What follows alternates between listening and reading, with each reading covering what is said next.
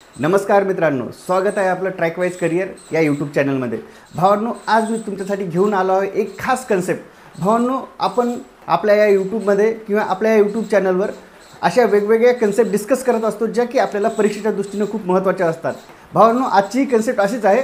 आपण या कन्सेप्टकडे थोडं दुर्लक्ष केल्यामुळे आपण याच्याकडे लक्ष देत नाही आणि परीक्षेत याच्यावर येणारे प्रश्न आपल्याला सोडवता येत नाही। तर भावांनो, आजची कन्सेप्ट आहे दशांश आवर्ती किंवा आवर्ती संख्या। आवर्ती संख्या म्हणजे काय? रिकरिंग संख्या। या संख्येवर असणारे प्रश्न आपल्याला परीक्षेत कसे सोडवायचे आहेत आणि त्याचबरोबर हे सोडवत असताना आपल्या मिनिमम चुका होऊन कमीत कमी वेळेत आपल्याला प्रश्न कसे सॉल्व करायचे आहेत ते आज आपण हे बघणार आहोत। त्याच्यामुळे हा व्हिडिओ तुम्ही शेवटपर्यंत बघा आणि जर तुम्ही आतापर्यंत आमचे चॅनल सबस्क्राइब केले नसेल तर सबस्क्राइब करा, जेणेकरून तुम्हाला विविध माहितीपूर्ण व्हिडिओचे नोटिफिकेशन लवकरात लवकर मिळतील। तर भावांनो, चला तर सुरुवात करूया आजच्या कन्सेप्टला। इथे बघा, आपल्याला 0.343434 म्हणजे 0.343434 अशी अनंत घरापर्यंत आपल्याला एक संख्या दिलेली असते। या संख्येला शॉर्टकट करण्यासाठी एक आवर्ती संख्या किंवा याच्यावर एक बार मारण्याची पद्धत असते। आता मित्रांनो, कन्सेप्ट अशी आहे की बघा, ह्या संख्या वाढत चालल्या। जागा वाचवण्यासाठी गणितीय तज्ञांनी काय केलं, याला एक शॉर्टकट म्हणजे याला नवीन पद्धतीने किंवा याला शॉर्टकटमध्ये असं लिहून जी संख्या कंटिन्यू रिपीट होत आहे त्याच्या डोक्यावर चिन्ह देण्याचा प्रकार केलेला आहे भावांनो। आणि या संख्येला गणितीय भाषेत आवृत्ती संख्या म्हणतात। आता परीक्षेत आपल्याला असे प्रश्न येतात, अशी संख्या दिलेली असते, या संख्येचे आपल्याला परिमेय रूप विचारण्यात येते किंवा याला गणितीय मांडणीत P/Q कसं करायचं हे विचारण्यात येते आणि आपल्याला ही कन्सेप्ट माहीत नसल्यामुळे आपल्याला हा प्रश्न सोडवता येत नाही। आता हा प्रश्न कसा सोडवायचा ते आपण थोडं डिटेलमध्ये बघणार आहोत आणि याला आपल्याला अशा रिकरिंग संख्येला सरळ रूप कसं द्यायचं किंवा याच्या गणितीय क्रिया आपल्याला कशा करायच्या, ह्या सगळ्या गोष्टी आपण आजच्या व्हिडिओमध्ये बघणार आहोत। चला सुरुवात करूया आपल्या मेन कंटेंटला। आता बघ भाऊ, आपल्याला एक संख्या दिली त्यांनी 0.24 रिकरिंग आहे, बार आहे आणि आपल्याला याला सरळ रूप द्यायचं आहे किंवा आपल्याला याची अपूर्णांकाच्या रूपात मांडणी करायची आहे। कोणत्या रूपात मांडणी करायची आहे तर आपल्याला याची अपूर्णांकात मांडणी करायची आहे। आता अपूर्णांकात मांडणी करायची असली की सरळ सरळ बघायचं। ही संख्या आहे, एकदम सोपं आहे, आपण याला 3 ते 4 सेकंदात त्याचं उत्तर देऊ शकतो बघितल्या।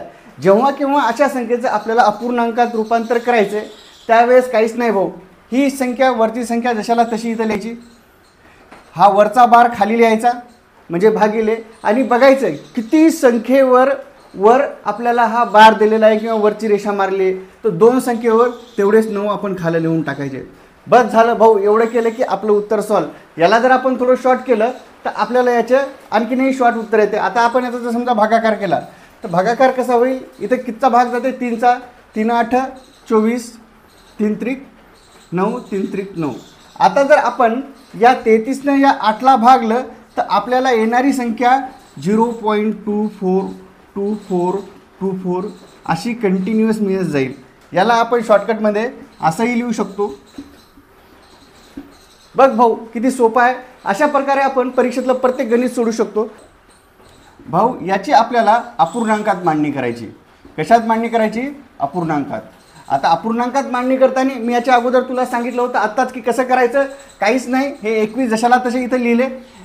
आता 21च्या डोक्यावर किंवा किती संख्येच्या डोक्यावर बार आहे तर 2 संख्येच्या, तर त्या 2 संख्या म्हणजे 2 9 आपण लिहून टाकायचे। बस याला आपण थोडं सॉल्व केलं। आता इथं परत 3चा भाग घेतला, 3 7 21, 3 त्रिक 9, 3 त्रिक 9। बस या प्रकारे आपण याला लिहू शकतो। याचं उत्तर शॉर्टमध्ये आपल्याला एवढं देता येते। आतापर्यंत आपण दोन्ही संख्येवर बार किंवा दोन्ही संख्या रिकरिंग असणाऱ्या बघितल्या। आता आपण थोडं वेगळं उदाहरण बघू। आता आपण उदाहरण बघू, समजा एक संख्या अशी आहे 4 रिकरिंग। आता इथं काय 0.24, पण हे 2 4 जे आहे रिकरिंग आहे। मग आता याच्यामध्ये काय करायचं, याला कसं सोडवायचं, याचाही बेसिक नियम तसाच आहे, काहीच करायचं नाही। जसं मी तुला सांगितलं होतं, एक लाईन मारायची, लाईन मारल्यानंतर काय करायचं, आता वर जे ही एक संख्या आहे, ठीक आहे, ही बाहेर आहे, तर ही बाहेरच्या संख्येला काय करायचं, 124 माझा ज्या संख्येवर हे रिकरिंग नाही आहे किंवा ज्या संख्येच्या डोक्यावर बार नाही तिच्यातून ती संख्या वजा करायची आणि खाली किती संख्येवर बार आहे तर 2 आणि किती संख्येवर नाही तर एका संख्येवर नाही।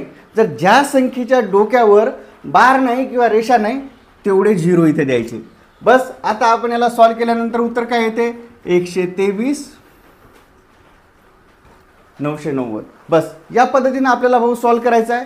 तू कुठल्याही गणिताचं कशाही प्रकारचं उत्तर या पद्धतीने आणू शकतो. जर तुला कळालं नसेल तर आणखीन एक उदाहरण आपण घेऊ. बघ भाऊ, आतापर्यंत आपण दोन्ही संख्येवर डोक्यावर बार असणारा प्रश्न बघितला. आता आपण एक थोडा मिक्स प्रश्न बघू ज्याच्यामध्ये डोक्यावर बार नाही. समजा तुला एक संख्या दिलेली आहे 0.347. 4 7 वर बार आहे, 3 वर बार नाही. आता हे गणित कसं सोडवायचं? काहीच नाही, तुला याची अपूर्णांकात मांडणी करायची. तर अपूर्णांकात मांडणी करायची तर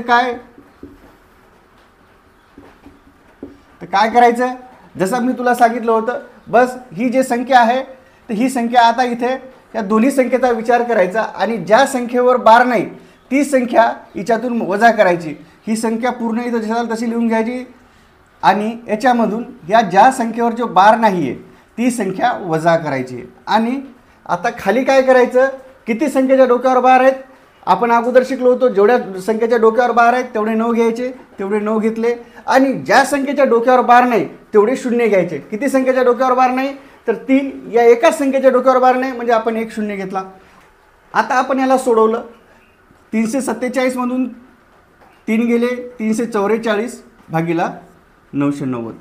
भाऊ याला जर आपण सोडवलं तर येणारं उत्तर आपलं परफेक्ट येऊन जाते. अशा प्रकारे आपल्याला सोडवायचं आहे. आता याच्या व्यतिरिक्त आपण हा सगळे आपण शून्यानंतर म्हणजे शून्यानंतर दशांश देऊन ज्या काही संख्या होत्या ते उदाहरणं बघितले. आता आपण एखाद्या संख्येनंतर दशांश असल्यानंतर त्याचं अपूर्णांकात रूपांतर कसं करायचं ते मी तुम्हाला सांगतो.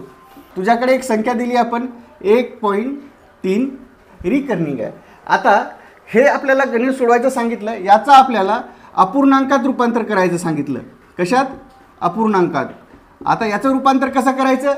आता मला सांग, हे आपण याचा विचार करायला दोन्हीचा. आता फक्त इथे 3चा विचार कर.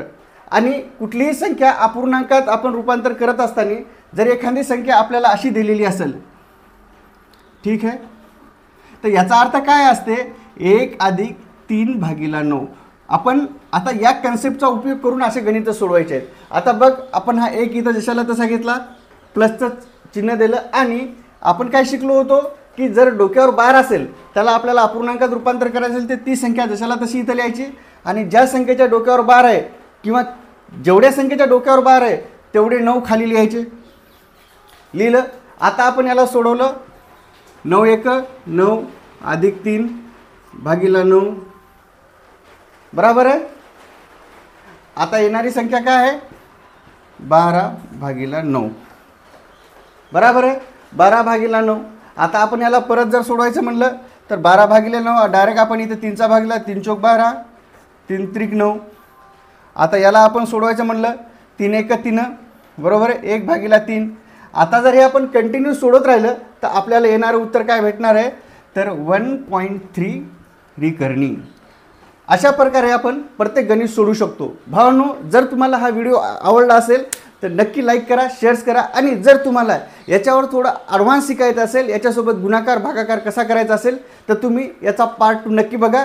चला तर भेटूयात पुढच्या व्हिडिओमध्ये. तोपर्यंत जय हिंद, जय महाराष्ट्र.